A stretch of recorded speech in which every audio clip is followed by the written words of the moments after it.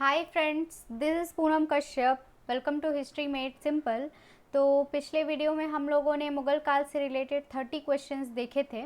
आज भी हम 30 क्वेश्चन ही देखेंगे, तो चलिए देखते हैं। पहला सवाल, इनमें से किस मुग़ल सम्राट ने सचित्र पांडुलिपियों से ध्यान हटाकर चित्राधार, एल्बम और व्यक्तिक रूप चित्रों पर अधिक जोर दिया? ऑप्शन नंबर पहला है हुमायूं, दूसरा अकबर, तीसरा जहांगीर और चौथा शाहजहां। तो फ्रेंड्स, इसका सही आंसर हो जाएगा ऑप्शन नंबर सी, जहांगीर। अगला देखते हैं, हुमायूं के संदर्भ में निम्नलिखित कथनों पर विचार कीजिए। पहला है 1530 ईस्वी में आगरा की गद्दी पर बैठा। दूसरा, पूर्वी भारत का प्रवेश द्वार कहे जाने वाले चुनार दुर्ग पर घेरा डालते समय उसका सामना शेर खां से हुआ। तो इसमें जो सही है फ्रेंड्स, हमें वो बताना है। तो दोनों ही सही है, तो इसलिए ऑप्शन नंबर सी, पहला दूसरा दोनों ये सही हो जाएगा। अगला है, हुमायूं के संदर्भ में निम्नलिखित में से कौन सा कथन असत्य है? पहला है, चित्तौड़ की रानी ने राखी भेजकर हुमायूं से मदद मांगी थी। दूसरा, दिल्ली में दीन पनाह नगर का निर्माण करवाया था। तीसरा, चंपानेर किले की प्राचीर लांघने वाला यह 41वां व्यक्ति था। और चौथा, चौसा युद्ध के बाद हुमायूं ने हजरते आला की उपाधि धारण की थी। तो फ्रेंड्स, इसमें जो गलत है वो है हमारा ऑप्शन नंबर डी।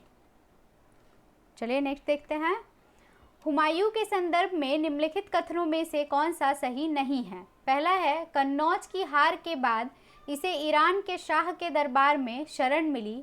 दूसरा, 1555 ईस्वी में दिल्ली पर फिर से अधिकार कर लिया। तीसरा, इसकी मृत्यु पुस्तकालय की सीढ़ी से गिरने से हुई। और चौथा, इसका मकबरा अकबर ने बनवाया। तो इसमें जो सही नहीं है फ्रेंड्स, वो है ऑप्शन नंबर डी।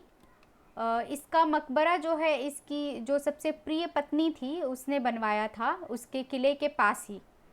अगला देखते हैं, शेर खां के संदर्भ में निम्नलिखित कथनों पर विचार कीजिए। पहला है, 1537 ईस्वी में वह बंगाल व बिहार का स्वामी बना। दूसरा, शेर खान ने रोहतास किले पर कब्जा उत्तर पश्चिमी सीमा की सुरक्षा हेतु किया। ऑप्शन में से जो सही है वो बताना है। तो फ्रेंड्स, ये दोनों ही बिल्कुल सही है, तो ऑप्शन नंबर सी, पहला और दूसरा, ये दोनों सही हो जाएगा। अगला देखते हैं, शेर शाह की प्रशासनिक व्यवस्था के संदर्भ में निम्नलिखित कथनों पर विचार कीजिए। पहला है, परगना शिकदार के अधिकार में था। दूसरा, मुंसिफ भू राजस्व की वसूली की देखरेख करता था। और तीसरा, शेर शाह ने सोने, चांदी और तांबे के सिक्के चलवाए। तो जो इसमें सही है वो बताना है फ्रेंड्स। तो तीनों ही सही है बिल्कुल, तो इसलिए हमारा ऑप्शन नंबर डी सही हो जाएगा। अगला देखते हैं, शेर शाह के संदर्भ में निम्नलिखित में से कौन सा कथन गलत है? पहला, उसे अपने पिता से जौनपुर की जागीर मिली। दूसरा, वह मोहम्मद बिन तुगलक के बाद उत्तर भारत में बड़ा साम्राज्य स्थापित करने वाला शासक बना। तीसरा, उसने कश्मीर तक साम्राज्य विस्तार किया। और चौथा, उसके द्वारा बनाई गई सड़कों व सरायों को साम्राज्य की धमनियाँ कहा गया। तो फ्रेंड्स, इसमें जो गलत है वो है ऑप्शन नंबर सी, उसने कश्मीर तक साम्राज्य विस्तार किया था, ये गलत है। अगला देखते हैं, शेर शाह की भू राजस्व प्रणाली के संदर्भ में निम्नलिखित कथनों पर विचार कीजिए। पहला है, दरों की सूची रे का प्रचलन करवाया। दूसरा, भूमि उत्तम, मध्यम और निम्न दर्जे में बटी थी। तीसरा, भूमि के लेखा जोखा को पट्टा कहा जाता था। तो ऑप्शन से जो सही है वो बताना है। तो तीनों ही सही है फ्रेंड्स, तो इसलिए ऑप्शन नंबर डी सही हो जाएगा। अगला देखते हैं, शेर शाह के सैन्य बल के संदर्भ में निम्नलिखित कथनों पर विचार कीजिए। पहला है, उसने घोड़ों पर शाही निशान लगवाए। दूसरा, डाक प्रणाली अलाउद्दीन खिलजी से उधार ली। तीसरा, सिपाहियों का व्यक्तिगत परिचय चेहरा नाम के दस्तावेज में वर्णित था। और चौथा, सिपाहियों को वेतन के रूप में जागीरें दी जाती थी। तो इसमें जो सही नहीं है हमें वो बताना है फ्रेंड्स। तो ये आखिरी वाला सही नहीं है, नंबर 4। उन्हें वेतन के रूप में जागीरें नहीं, नगद वेतन दिया जाता था। तो इस हिसाब से ऑप्शन नंबर डी, केवल 4 सही हो जाएगा। अगला देखते हैं, मुगल काल में शेर मंडल निम्नलिखित में से किससे संबंधित था? ऑप्शन नंबर पहला हुमायूं का पुस्तकालय, दूसरा हुमायूं का मकबरा, तीसरा शेर शाह का मकबरा और चौथा दिल्ली का पुराना किला। तो फ्रेंड्स इसका सही आंसर हो जाएगा ऑप्शन नंबर पहला हुमायूं का पुस्तकालय। अगला देखते हैं, शेर शाह के संदर्भ में निम्नलिखित कथनों पर विचार कीजिए। पहला है, मलिक मोहम्मद जायसी ने शेर शाह के काल में पद्मावत की रचना की। दूसरा, शेर शाह ने ग्रांड ट्रंक रोड के नाम से एक पुरानी शाही सड़क की मरम्मत करवाई। तो जो सही है फ्रेंड्स इसमें वो बताना है, तो ये दोनों ही सही है, तो इसलिए ऑप्शन नंबर सी सही हो जाएगा, पहला दूसरा दोनों। अगला है, हमें सम्मिलित करना है, तो चलिए देख लेते हैं। हुमायूं का हो जाएगा फ्रेंड्स दिल्ली, उसके बाद शेर शाह का हो जाएगा सासाराम, जहांगीर का हो जाएगा फ्रेंड्स लाहौर और अकबर का हो जाएगा सिकंदरा। इनका मकबरा यहीं पे है, तो इस हिसाब से हमारा ऑप्शन नंबर सी कूट का सही हो जाएगा। अगला देखते हैं, अकबर के संदर्भ में निम्नलिखित कथनों पर विचार कीजिए। अकबर ने सिंहासन पर बैठने से पहले काला नौर में अफगान सेना का सामना किया था और दूसरा, उसने बैरम खां को खाने खाना की उपाधि प्रदान की थी। तो जो सही है फ्रेंड्स कूट में से वो बताना है, तो दोनों ही सही है, इसलिए ऑप्शन नंबर सी पहला दूसरा सही हो जाएगा। अगला है, निम्नलिखित कथनों पर विचार कीजिए। पहला है, औरंगजेब ने पुष्कर के वराह मंदिर को तोड़ने का आदेश दिया और दूसरा, औरंगजेब के साम्राज्य में जैन मंदिरों को बंद करने तथा जैनियों को साम्राज्य से बाहर निकालने का आदेश दिया गया। तो इसमें जो सही है फ्रेंड्स हमें वो बताना है, तो ये दोनों ही बिल्कुल गलत है, क्योंकि ये जो आदेश थे ये औरंगजेब ने नहीं जहांगीर ने दिया था। तो इसलिए ऑप्शन नंबर डी सही हो जाएगा, ना तो एक और ना ही दो। अगला देखते हैं, अकबर के संदर्भ में निम्नलिखित कथनों पर विचार कीजिए। पहला है, पानीपत का द्वितीय युद्ध अकबर और हेमू के बीच लड़ा गया था और दूसरा, उमरा वर्ग के उज़्बेकों को दबाने के लिए अकबर ने जौनपुर में अपनी राजधानी बनाई थी। ऑप्शन में जो सही है फ्रेंड्स वो होगा ऑप्शन नंबर सी, पहला दूसरा दोनों ही सही है। अगला देखते हैं, रानी दुर्गावती के संदर्भ में निम्नलिखित कथनों पर विचार कीजिए। पहला है, वह चंदेल राजघराने से संबंधित थी और दूसरा, वह आसफ खां के आक्रमण का सामना करते हुए वीरगति को प्राप्त हुई थी। तो जो इसमें सही है फ्रेंड्स वो होगा ऑप्शन नंबर सी, एक और दो दोनों सही है। अगला देखते हैं, अकबर की गुजरात विजय के संदर्भ में निम्नलिखित कथनों में कौन सा असत्य है। पहला है, अकबर ने 1572 ईस्वी में अहमदाबाद पर अधिकार किया। दूसरा, कांबे में अकबर ने पहली बार समुद्र को देखा।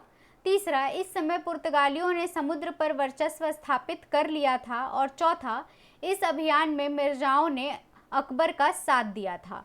तो जो गलत है फ्रेंड्स वो है ऑप्शन नंबर डी, ये गलत है, क्योंकि मिर्ज़ाओं के ही खिलाफ तो वो गुजरात में अभियान करने गया था, वो लोग विद्रोही थे इसलिए। तो हमें आंसर मिल गया हमारा। अगला देखते हैं, अकबर की भू राजस्व नीति के संदर्भ में निम्नलिखित कथनों पर विचार कीजिए। पहला है, राजस्व निर्धारण की प्रणाली को जब्ती कहा जाता था। बटाई या गल्ला बख्शी राजस्व निर्धारण की अन्य प्रणाली थी। तीसरा है, राजस्व निर्धारण की एक प्रणाली नसक भी थी और चौथा, करोड़ी भू राजस्व की वसूली करने वाले अधिकारी थे। तो फ्रेंड्स ये चारों ही बिल्कुल सही है, तो इसलिए ऑप्शन नंबर डी हमारा सही हो जाएगा। अगला देखते हैं, इसको भी सूची एक को सूची दो से सम्मिलित करना है, तो चलिए अरेंज कर लेते हैं। पहला, नियमित रूप से कृषि की जाने वाली भूमि ये होती है पोलज। उसके बाद 1 या 2 वर्ष खाली छोड़ने के बाद खेती करना, इसे कहते हैं परती। देन 2 से 3 वर्ष परती रहना, इसको कहते हैं चांचड़। और 4 से 5 वर्ष या इससे अधिक वर्ष वाली परती भूमि कहलाती है बंजर। तो इस हिसाब से हमारा ऑप्शन नंबर बी कूट का सही हो जाएगा, 2, 1, 4, 3। चलिए अगला देखते हैं, अकबर की भू राजस्व व्यवस्था के संदर्भ में निम्नलिखित कथनों पर विचार कीजिए। पहला है, अकबर के द्वारा कृषि उत्पादन में सुधार के लिए किसानों को तत्कावी ऋण दिया जाता था। दूसरा, इसके समय में जमींदारों को उपज का एक हिस्सा लेने का मौरूसी वंशानुगत हक था। तीसरा, दहशाला प्रणाली एक प्रकार का स्थायी बंदोबस्त था। और चौथा, जब्ती व्यवस्था को टोडरमल व्यवस्था भी कहा जाता था। तो फ्रेंड्स, ये पहला, दूसरा, चौथा बिल्कुल सही है, तीसरा ये गलत है, ये कोई अस्थाई व्यवस्था नहीं थी। तो इसलिए हमारा ऑप्शन नंबर सी सही हो जाएगा, 1, 2, 4। अगला देखते हैं। अकबर की मनसबदारी पद्धति के संदर्भ में निम्नलिखित कथनों पर विचार कीजिए। पहला है, अकबर ने इस पद्धति को लागू कर साम्राज्य का अभूतपूर्व विस्तार किया और उस पर नियंत्रण बनाए रखा। दूसरा, शाही घराने के लोगों को ऊंचा मनसब दिया जाता था। और तीसरा, मनसब जात और सवार में विभाजित था। तो इसमें जो सही है वो बताना है, तो तीनों ही सही है फ्रेंड्स, तो इसलिए ऑप्शन नंबर डी सही हो जाएगा। अगला देखते हैं। अकबरकालीन सैन्य व्यवस्था के संदर्भ में निम्नलिखित कथनों पर विचार कीजिए। पहला है, अलाउद्दीन खिलजी द्वारा अपनाई गई दाग पद्धति का प्रयोग अकबर ने अपनी सैन्य व्यवस्था में किया था। दूसरा, अकबर जागीर प्रथा को खत्म करने में असफल रहा। और तीसरा, अकबर ने मुगल, पठान, हिंदुस्तानी और राजपूत जाति के सवार नियुक्त किए। और चौथा, अकबर ने एक सशक्त नौसेना तैयार की थी। तो जो इसमें सही नहीं है फ्रेंड्स वो है ऑप्शन नंबर 4, क्योंकि मुगल काल में जो सबसे कमज़ोर कड़ी थी वो नौसेना की ही थी। इन्होंने एक शक्तिशाली नौसेना ये तैयार नहीं कर पाए थे, तो इसलिए ऑप्शन नंबर डी हमारा सही हो जाएगा। अगला देखते हैं। अकबर की प्रशासनिक व्यवस्था के संबंध में निम्नलिखित कथनों पर विचार कीजिए। पहला है, दीवाने आला आय व्यय का लेखा जोखा रखता था। दूसरा, मीर बख्शी सैन्य विभाग का प्रधान था। तीसरा, आला काजी न्याय विभाग का प्रधान था। और चौथा, बरीद सूचना अधिकारी था। तो इसमें जो सही नहीं है वो बताना है, तो ये ऑप्शन नंबर 4 हमारा गलत है, क्योंकि बरीद जो है वो खुफिया अधिकारी हुआ करता था। सूचना अधिकारी जो है वो वाक्यानवीस कहलाता था। तो ऑप्शन में ऑप्शन डी सही हो जाएगा। अगला देखते हैं। अकबर के संदर्भ में निम्नलिखित कथनों में से कौन सा सही नहीं है। पहला है, अकबर ने साम्राज्य का विस्तार 12 सूबों में किया था। दूसरा, अकबर ने प्रति संतुलन सिद्धांत पर आधारित सुशासन का विस्तार सूबों में किया था।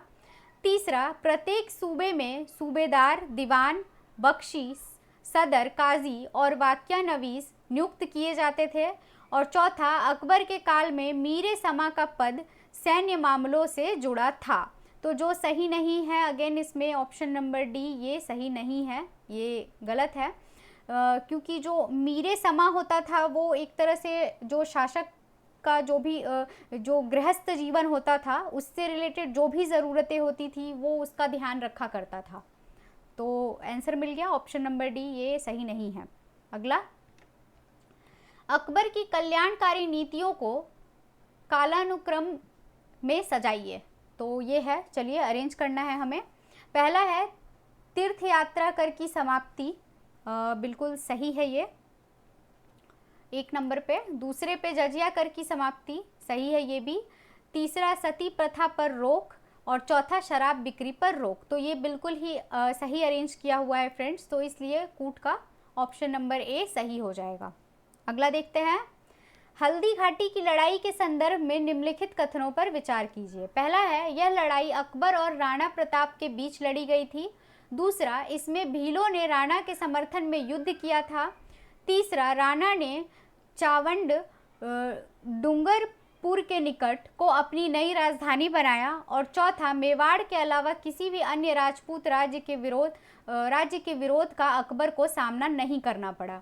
तो जो सही है वो बताना है फ्रेंड्स। तो इसमें हमारा पहला, दूसरा, तीसरा बिल्कुल सही है, तो इसलिए ऑप्शन नंबर ए सही हो जाएगा। चौथा गलत होगा, क्योंकि मेवाड़ के अलावा मारवाड़ भी थे जिन्होंने विरोध किया था।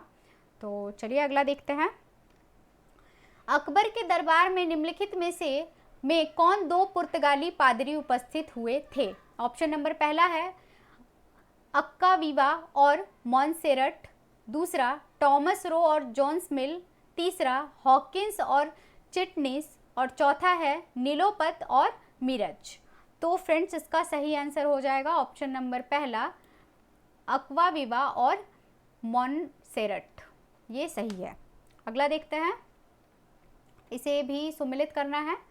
तो सिंध विजय का हो जाएगा फ्रेंड्स 1590।